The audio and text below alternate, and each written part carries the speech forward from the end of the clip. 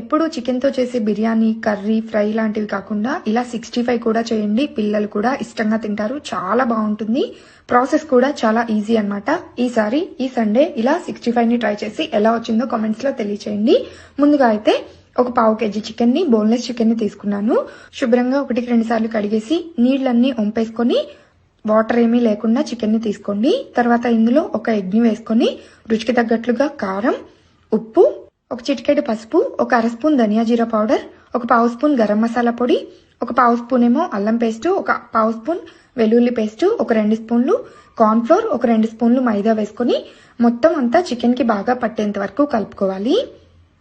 ఈ మసాలాలన్నీ చికెన్ కి బాగా పట్టేంత వరకు ఇలా కలుపుకొని ఒక హాఫ్ అన్ అవర్ పాటు పక్కన పెట్టేసుకోండి. చికెన్ ని బాగా మ్యారినేట్ చేసుకోండి. ఇందులోనే ఒక స్పూన్ ఆయిల్ కూడా వేసుకొని మ్యారినేట్ చేసుకొని ఫ్రిడ్జ్ లో అయినా పెట్టుకోవచ్చు, లేదా బయట అలా వదిలేసేయచ్చు మూత పెట్టేసి. ఎప్పుడు చికెన్ తో చేసే బిర్యానీ, కర్రీ, ఫ్రై లాంటివి కాకుండా ఇలా 65 కూడా చేయండి. పిల్లలు కూడా ఇష్టంగా తింటారు. చాలా బాగుంటుంది.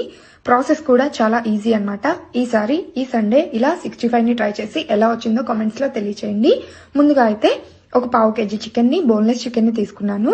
శుభ్రంగా 1-2 సార్లు కడిగేసి నీళ్లన్నీ వంపేసుకొని వాటర్ ఏమీ లేకుండా చికెన్ ని తీసుకోండి. తర్వాత ఇందులో ఒక ఎగ్ ని వేసుకొని రుచికి తగ్గట్లుగా కారం, ఉప్పు, ఒక చిటికెడు పసుపు, ఒక అర స్పూన్ ధనియా జీరా పౌడర్, ఒక పావు స్పూన్ గరం మసాలా పొడి, ఒక పావు స్పూన్ ఏమో అల్లం పేస్ట్, ఒక పావు స్పూన్ వెల్లుల్లి పేస్ట్, ఒక 2 స్పూన్లు కార్న్ ఫ్లోర్, ఒక 2 స్పూన్లు మైదా వేసుకొని మొత్తం అంతా చికెన్ కి బాగా పట్టేంత వరకు కలుపుకోవాలి. ఈ మసాలాలన్నీ చికెన్ కి బాగా పట్టేంత వరకు ఇలా కలుపుకొని ఒక హాఫ్ అన్ అవర్ పాటు పక్కన పెట్టేసుకోండి.